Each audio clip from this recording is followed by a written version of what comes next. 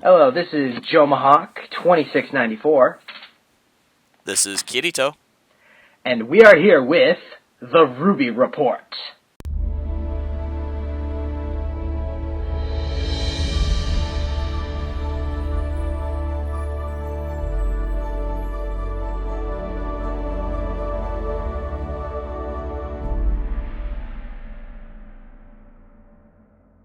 Warning. The following content may contain spoilers. Super Kami Anime accepts no liability for any mental or physical butthurt that may result from viewing the aforementioned spoilers. If you are unsure how spoilers will affect you, please consult your nearest otaku. Episode 2 of Season 3. Rooster Teeth did not disappoint. We got not one, but two fights. Unfortunately, both of them were cringeworthy and facepalm-worthy. Yeah, I second that. I thought they were pretty good, though, in my opinion. They both started, well, okay, the first one started strong. The first one was, of course, the fight between Team JNPR and Team BRNZ. Jean has actually improved quite a bit. Considerably. Weiss is like, Jean's gotten a lot better. And then Yang is like, yeah, but he's got nothing on Pyrrha. Which, of course, is true. Yeah. But the fight's going on, and one guy on Team Bronze has, like, Nightwing's Eskrima stick, and he starts zapping Nora with it, and then Port and Oblek saying, looks like Nora's charging up her semblance, and I'm like, why are you announcing this on the Jumbotron where anyone can hear it? Yeah, common sense much? Like, they might actually try to avoid it. I mean, like, isn't the whole thing about Pyrrha is nobody knows what her semblance is, so that's why they think she's the untouchable girl? And the only reason that Mercury figured it out was because he got up close and personal to her. So the fact that they're announcing Nora's semblance over the loudspeaker is just kind of dumb.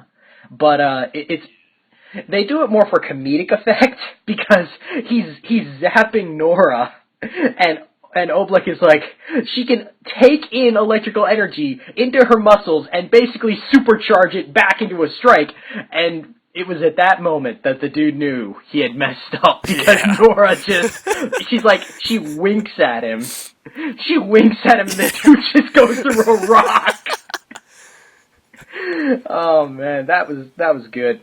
Yeah, it was. So Nora, more like Thora. God damn it, Barb!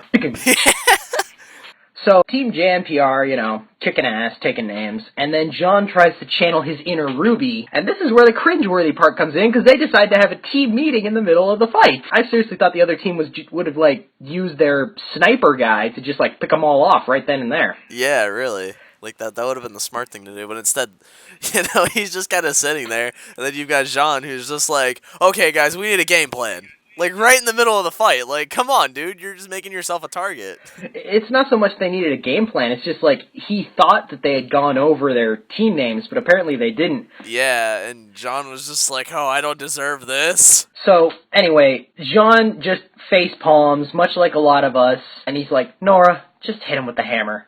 With pleasure. Knock him up, set him up, and knock them all the hell out. One strike and they all get sent flying. Oh, I tell you what, she gives Chris Hemsworth a run for his money. Yes.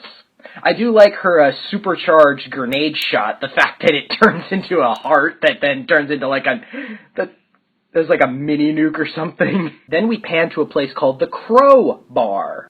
God damn it, Barb! And in it we find Uncle Crow getting served what looks like his 7th shot of whiskey. Quick side note, the bartender in there is styling a stash that can be taken one of two ways. It's supposed to be Jeff, or it's supposed to be Wyoming. But who else do we know in Achievement Hunter that really likes alcohol? So then we have the next fight, which is Team Indigo, which I found out was a fan-created team. These 4 girls who were best friends they were the biggest Indiegogo contributors for Laser Team, and the 4 girls ended up becoming the voices and character designers for these 4 girls, Team NDGO, Indigo. And they go up against Team Sun, SSSN. So we finally get to see the entire team in combat. And we finally find out who both Scarlet and Sage are voiced by. Sage is voiced by Josh, it's like Josh Aqua something. And Scarlet is voiced by Gavin! Oh, wow, that's awesome. He has a cutlass and a flintlock, so he looks like a pirate, and he's got, like, pirate boots and stuff. So anyway, the arena starts picking its landscapes. Team Indigo get a desert, and then the other side comes up, and it's the ocean. And as soon as Neptune hears the word ocean, his eyes get small, and he starts acting like a baby. And Blake facepalms saying, Neptune doesn't like water. And at that point, I had no choice but to do not a single, but a double facepalm, because I'm like, why? Why? So the match starts, and Neptune just makes a beeline to the other side of the arena. And most of the fight actually takes place on the desert. Sage, unfortunately, gets like maybe 3 seconds in the fight before he gets knocked out. And truth be told, he seems like the most competent guy on the team. But Sage gets knocked out by one of the Indigo girls who has the ability to like manipulate wind or something, because she makes a bunch of tornadoes and flings them out of the arena. Scarlet gets thrown, and then he like Peter Pan flies onto the pirate ship on the ocean side, all the while making the obligatory Gavin squeaking noises, which was great. Neptune's still being a whiny little wimp, not contributing to anything. And Sun is dealing with the main girl, while Scarlet is fighting. We get it down to a 3-on-3. Scarlet almost gets cut up by a bunch of knives falling on him. Sun sees a couple of coconuts in a tree, throws them at the girl he's fighting. She knocks him back at fireball speed, and Scarlet gets nailed in the face and the nads. Of course. And his health just drops and he flops. And so it's now basically Sun by himself, and he's like, Neptune, I need your help. Why don't you bring him over here? Neptune! Neptune's like, bang! There, I helped. You happy? Also, I don't know what you're talking about, me being afraid of water. Just help me! Okay, fine, get out of the water. He jumps over, tippy-toes up to the sand. The other 3 girls are in the water at this point, and he shocks the water, knocking them all out. And the 2 of them start dancing. And Port's like, you know what I call that battle? Shocking? God damn it, Barb! No, a victory well earned. What you said was stupid. They know. Yeah, that was really dumb. Like, that was the first thing that actually popped into my head, was like, don't you say it. Don't you say it. Damn it, you said it. And he's like, no, well earned. What you said was stupid. And I'm like, thank you. Enough with the bad puns. Leave them to Yang. If you're going to have anybody do puns, let Yang do them. I always kick my semesters off with the Yang. God damn it, Barb! So, Crow calls it what it was. It was like, he's like, that fight was a mess. And the guy's like, oh, come on, what are you here for? You didn't like any of the fights you've seen so far. What are you here for? And then he looks outside, and this really fancy ship starts flying by, and he's like, that. And, like, starts wobbling out of the bar. Ruby ends up bunking into Weiss, and she's like, what's wrong? And Weiss looks up, and she's like, she's here. Which makes me think, and I quote, brace yourselves.